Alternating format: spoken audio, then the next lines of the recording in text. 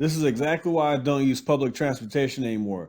Lunatic on the Dallas Area Rapid Transit, or DART, put on a Jason-style mask before he fatally shot somebody. Let's check it out. We have new details about Sunday's murder on a DART train. Police say the suspect, now under arrest, was allegedly wearing a Jason-style hockey mask and carrying an AK-47. There is no indication the victim did anything to provoke that attack. Fox 4 Stephen Dial in studio following these very concerning developments. Stephen. Clarice, the details of this murder are a bit disturbing. The gunman, 27-year-old Harrington Hurdle, was wearing a Jason-style hockey mask when the shooting happened. Now, we're getting our first look at Hurdle. DART police say that Hurdle was also carrying a Draco-style AK-47. The shooting happened at the Pearl Arts District Station downtown on Sunday around 6:45 in the afternoon. According to investigators, it's crazy. This wasn't even 10, 11 o'clock at night. This was 6:45 p.m. on a Sunday. The sun is still out. Hurdle was on a train wearing the hockey mask, got off for a minute, and then took off the mask, then got onto a different train where the victim was riding. Police say Hurdle sat adjacent from the victim, put the mask back on, then fired 9 shots and left the area before police got there minutes later. It's unclear if the suspect and victim knew each other. There's no indication of any argument or fight or any other passengers with any other passengers that were sitting nearby.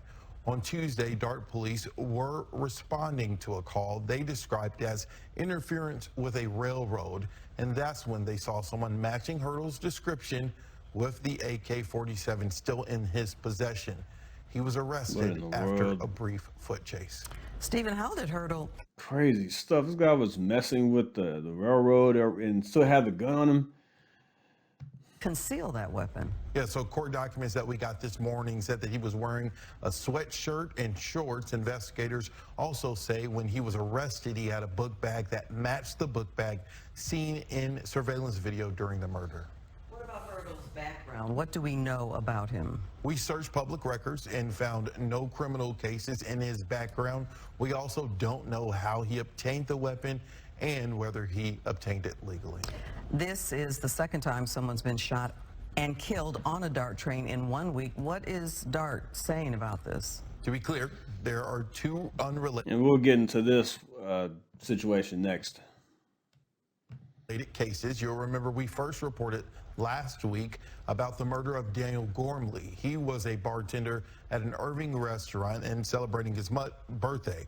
It was Monday, September 29th, and in that case, police say there was an argument between Gormley and the suspect who was later arrested. Again, the latest murder that happened on Sunday.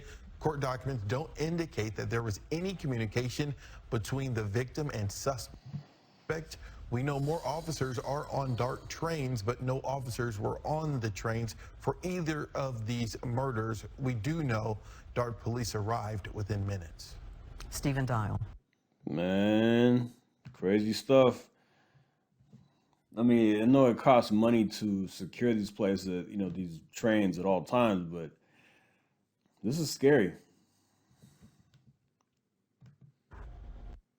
Sweet guy. Very, very... This is the other killing that happened the week before. Even kill, just a good man. That's what's kind of puzzling about this whole situation. He wasn't confrontational.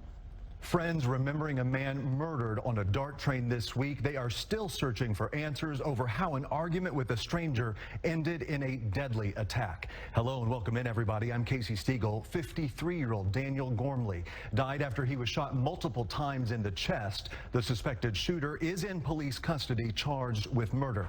Fox 4 Stephen Dial is live with more on tonight's top story. Good evening, Stephen. Good evening, Casey. Gormley worked at an Irving restaurant as a manager. His boss told us that his birthday was Sunday and he worked on that day. On Monday, he was heading down to Deep Ellum to have some drinks with friends, and he lost his life.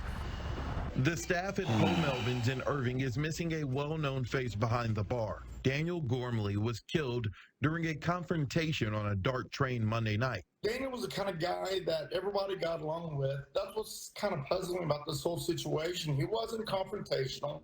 He wasn't hot-headed. Mel Lemaine is the owner of Poe Melvin's. He said that Gormley worked for him in the 90s and then came back about 5 years ago working as a manager.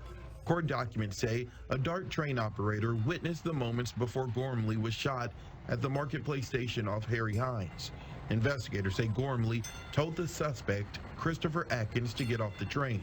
Then 3 gunshots were fired. When police arrived, Atkins was arrested near the scene and they found a 9mm handgun. That guy just looks crazy as hell. Staff becomes family with them, and they get, it's a family-owned and operated restaurant. It's not a corporate deal, so everybody is, intertwined somehow, Lemaine told me Gormley worked on his birthday Sunday, so he celebrated Monday by meeting with friends in Deep Ellum. Gormley moved to North Texas from Odessa, a place he jokingly called Slowdessa. He was from Slowdessa, and just a country boy from out in West Texas that was never in a hurry and never confrontational, just sweet guy. The staff at Poe Melvin's plans to have some type of celebration of life at the restaurant in Gormley's honor. A DART spokesperson sent us a statement saying incidents like this, in their words, are rare. Now, DART did say that they have increased police and security presence since last year on DART trains. And just a reminder of how things can change in an instant. Fox 4's Stephen. Well, apparently not enough, because another murder happened the next week. I mean, how crazy is that? I feel so bad for this guy. Going to celebrate, have a good time. He worked on his birthday. So now I'm going to celebrate, have some drinks, go to Deep Ellum. Look, I've already mentioned before, I don't go to Deep Ellum. I don't really go to any of those places anymore. I stay away from that because, it just, a lot of things can go wrong. Now, I don't live in a shell and stay locked up inside my home. I still live my life, but I don't go to places like this, Deep Ellum, Greenville, Uptown Dallas. I just kind of stay away from that. 7th Street in Fort Worth, there's things that happen in 7th Street now that didn't really used to happen. A lot of shootings and crazy stuff. And they are working to improve those situations, but I think it's best for my personal life to just avoid those types of places altogether. If I can, if I don't have to be there, I won't. But yeah, you have to be vigilant. I feel sorry for this guy, 53 years old, had a lot of life that left in him, seemed like he was a very likable person, and just like that, gone. That's one reason why, I heard the state fair is actually struggling this year, and I think it's mainly because of prices. It's too expensive. They charge people an arm and a leg for everything out there.